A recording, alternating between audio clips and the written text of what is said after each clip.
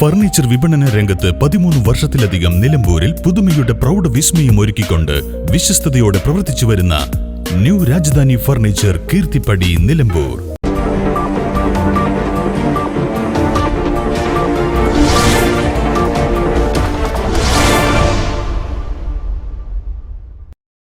കേരള പോലീസിലെ മികച്ച കുറ്റാന്വേഷണ വിദഗ്ധനായി അറിയപ്പെടുന്ന MP മോഹനചന്ദ്രനും പാലക്കാട് ക്രൈംബ്രാഞ്ച് SP ആയി വിരമിച്ച K സലീമിനും ഇനി IPSന്റെ തലയെടുപ്പ്. സേവന മികവ് പരിഗണിച്ചു IPS നൽകാനുള്ള സംസ്ഥാന സർക്കാരിന്റെ ശുപാർശ കേന്ദ്രം അംഗീകരിച്ചതോടെ രണ്ടുപേർക്കും പോലീസ് യൂണിഫോമിൽ തിരിച്ചെത്താൻ അവസരമൊരുങ്ങി.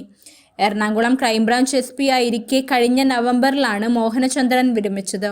നിലമ്പൂർ സ്വദേശിയായ മോഹനചന്ദ്രൻ ജില്ലയിൽ വിവിധ തസ്തികകളിൽ ഏറെക്കാലം ജോലി ചെയ്തിട്ടുണ്ട്. ദേശീയ സുരക്ഷാ സേനയുടെ കമാൻഡോ പരിശീലനവും സ്പെഷ്യൽ പ്രൊട്ടക്ഷൻ ഗ്രൂപ്പിന്റെ പരിശീലനവും പൂർത്തിയാക്കിയ മോഹനചന്ദ്രൻ ഒട്ടേറെ കേസുകൾ തെളിയിച്ച അന്വേഷണ ഉദ്യോഗസ്ഥനാണ്. രാഷ്ട്രപതിയുടെ പോലീസ് മെഡലുകൾ ഉൾപ്പെടെ ഒട്ടേറെ അംഗീകാരങ്ങൾ നേടിയിട്ടുണ്ട്. മുൻ പ്രധാനമന്ത്രി ചന്ദ്രശേഖറിന്റെ സുരക്ഷാ സംഘത്തിലുണ്ടായിരുന്നു. SI ആയാണ് കേരള പോലീസിൽ ജോലി തുടങ്ങിയത്.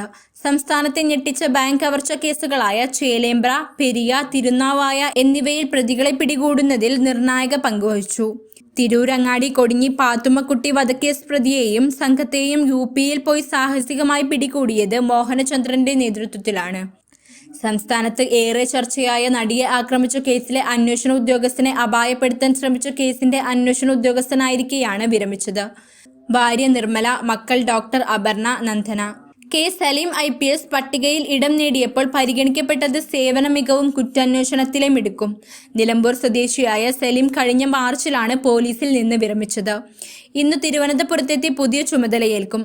ഭാര്യ അധ്യാപികയായ ഷഹർബാൻ, മക്കൾ നിത, ഇഷ. News bureau, Nilambur.